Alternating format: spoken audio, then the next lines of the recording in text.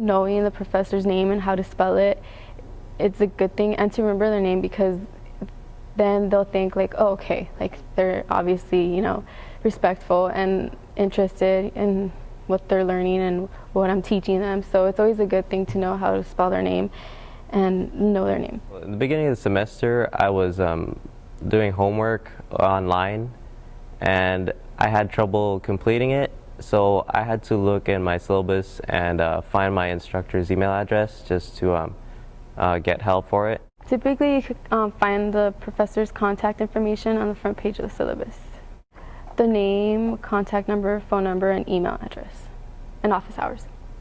It's always important to just, try to contact your professor, because they're going to help you, and since it's more one-on-one, you'll know more and you won't be embarrassed of asking the same question or not understanding.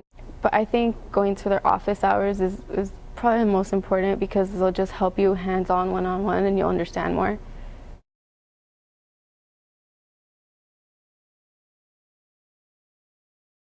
Realistically, you buy books before the class starts, after you've enrolled, but the matter of the fact is people don't usually get it till later. So what I would usually do is, after I get the syllabus, I'd check exactly what books I need and get it the first week of class. It'll tell you what textbooks are required. Like on this syllabus, it's on the first page, and it tells you what readings are going to be used for the class.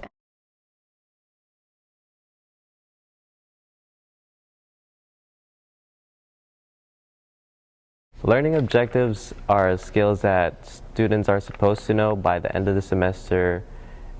They are found in the syllabus, and they're supposed to be there for students to keep track of what they're learning. The outcome is what you achieved from learning.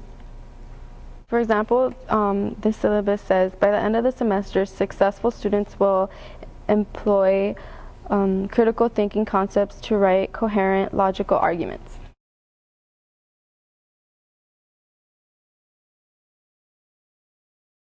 The English instructor told us that if we missed 5 days of class without notifying him or being excused, he was going to drop us. So attending class is important. If the professor sees that you're not attending class, they're going to drop you and take it as you don't want to learn and you're taking someone else's seat.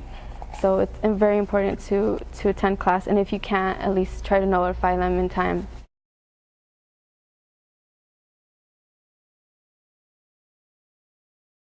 Knowing the instructor's grading policy is very helpful, because it lets you know how much each assignment is worth, how much are the quizzes, how much are the exams are worth. Sometimes instructors will have grading policies based on points or percentage systems. Regardless of what policy your professor chooses, it's always important to know how much each assignment and quiz is worth. For example, this professor uses the percentage policy.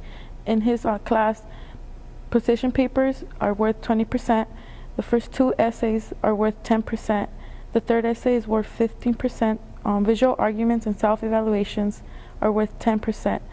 The essay number 4 on final argumentative proposal is 20%. And annotated research bibliography is worth 10%, and the chat room and other participation in the course is worth 5%.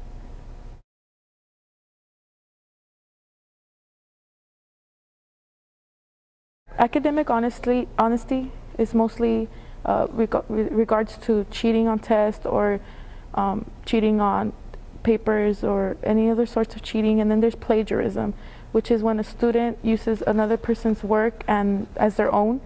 So usually professors will have severe consequences for such actions.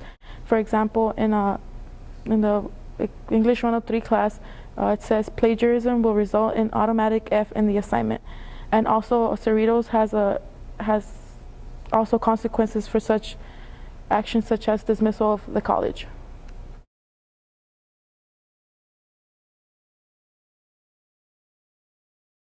It's also very important to know what your professor requires of your writing assignments.